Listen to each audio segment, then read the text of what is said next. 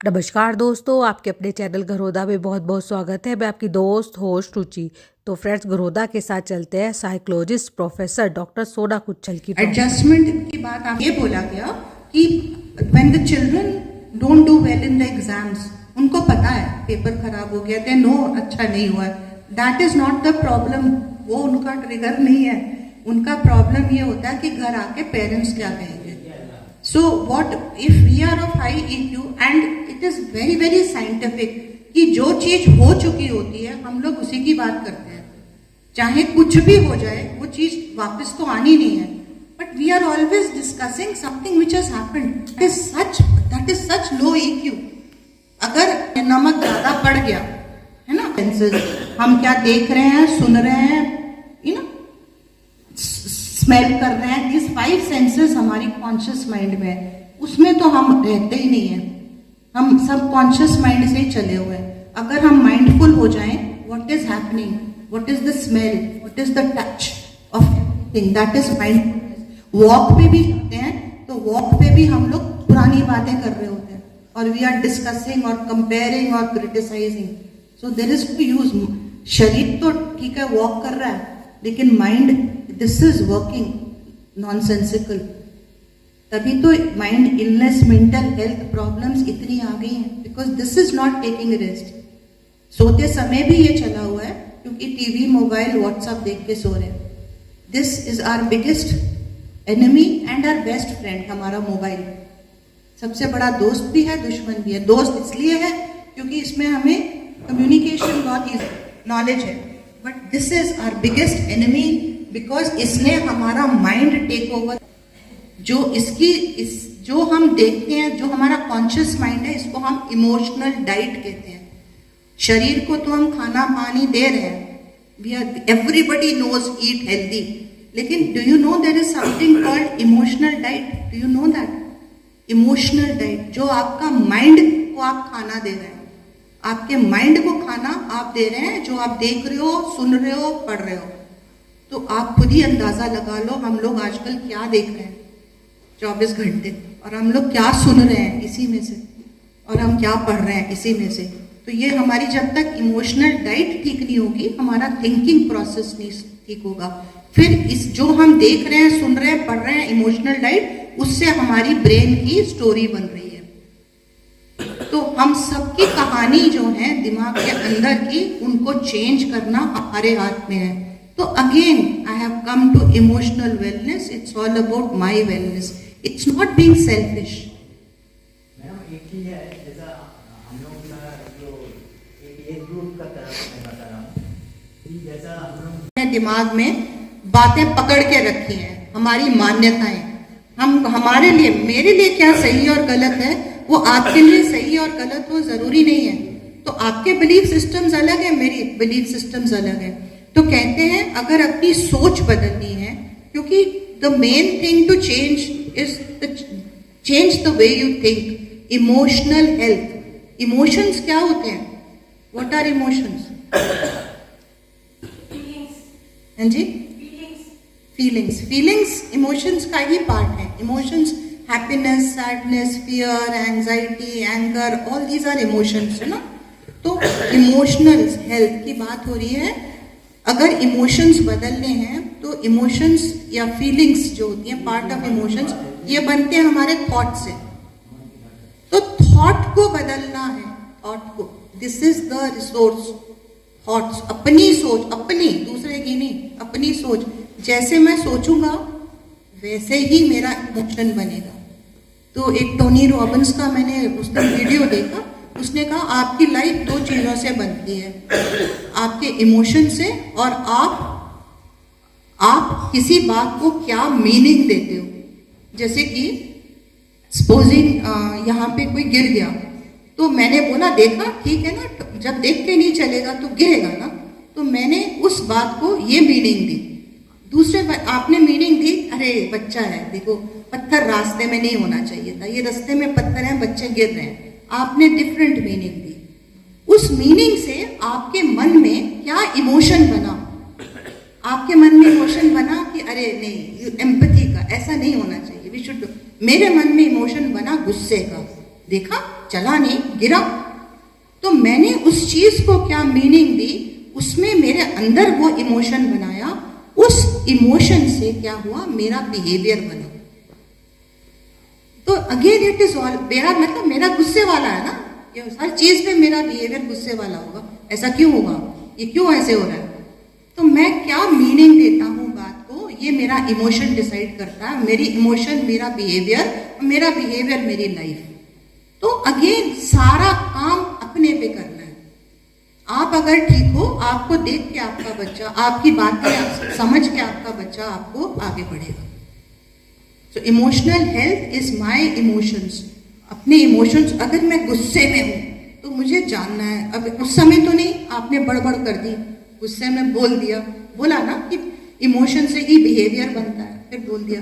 फिर आप परफेक्ट तो है नहीं, ना आप परफेक्ट, ना मैं परफेक्ट, ना we are all human beings. Perfect तो गॉड ही है। हम लोग एक एक दर्जा बेटर बनने की कोशिश करते हैं, फिर गिर जाते हैं, फिर कोशिश करते हैं, फिर गिर जाते हैं। तो कोशिश करनी है कि बढ़ते रहें आगे। बढ़ना क्या है कि अगर हमने रात को स्पेशली या दिन में किसी टाइम भी 5 मिनट अपने आप को दो और एनालाइज करो कि आज मैं कहाँ कहाँ पे बेटर कर सकता था। मैं अपने इमोशंस हैप्पी या सैड, दो ही तरह के रखो। तो ये सैड वाले इमोशंस, गुस्सा, इरिटेशन, एंगर, ये कहाँ कहाँ आए मुझे, तो पता चलेगा कि उसने ऐसे बोला तो मैंने ऐसे बोल दिया।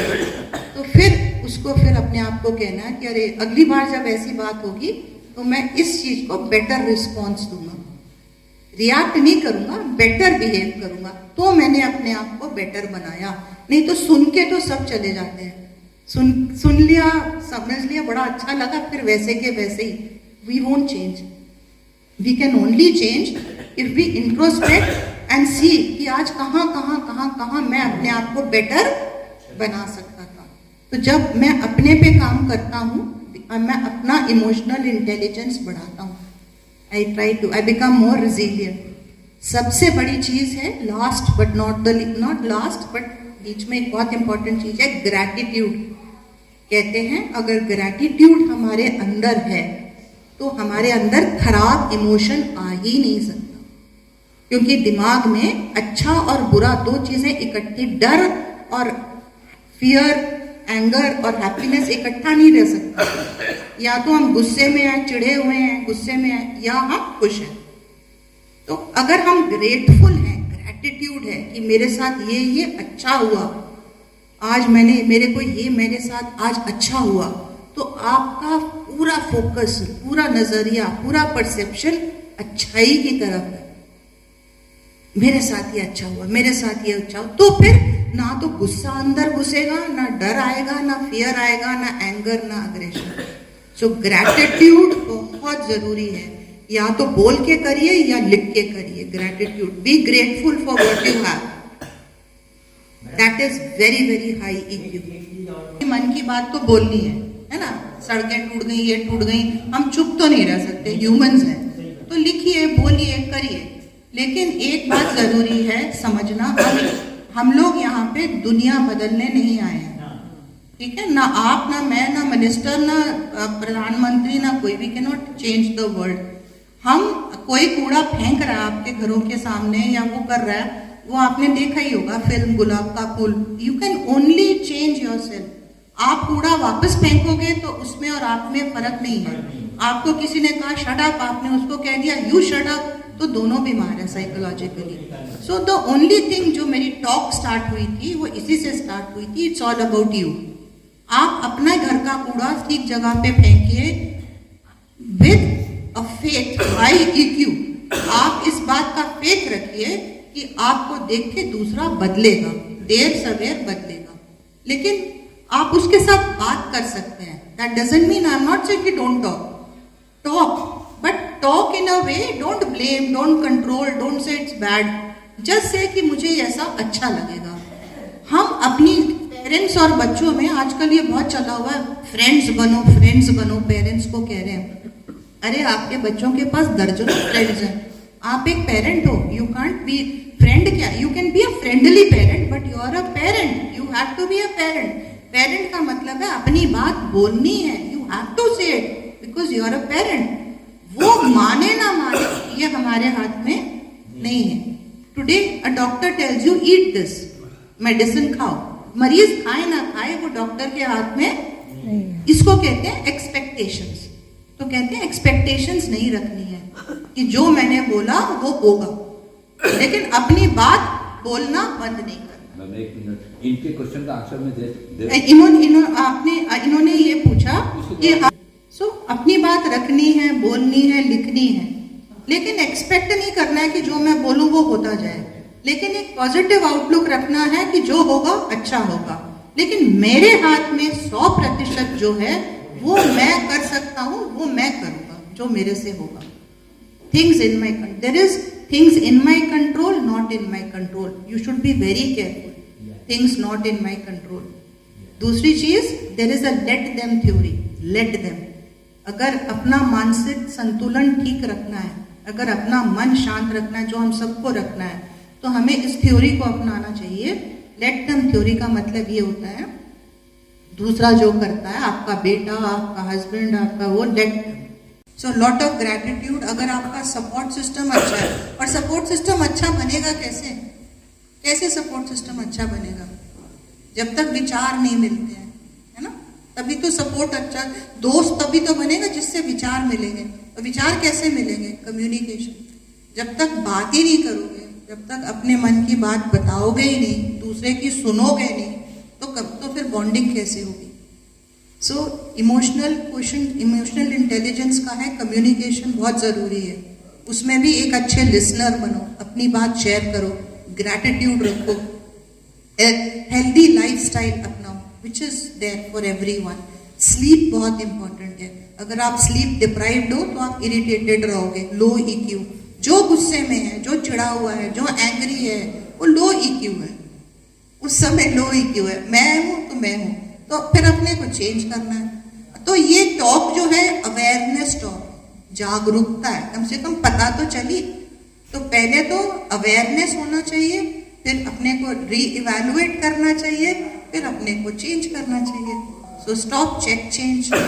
ये लाइफ है। Life is very easy, we have made it complicated. हमारे थॉट्स हमारे कंट्रोल में है। 70,000 to 80,000 थॉट्स 1 डे में बनते हैं ब्रेन में।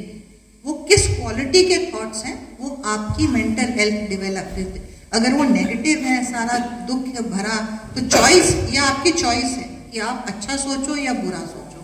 सो learn to choose happiness, learn to choose the right. काम अपने पे करते जाओ, बाकी दुनिया अपने आप ठीक होती जाएगी।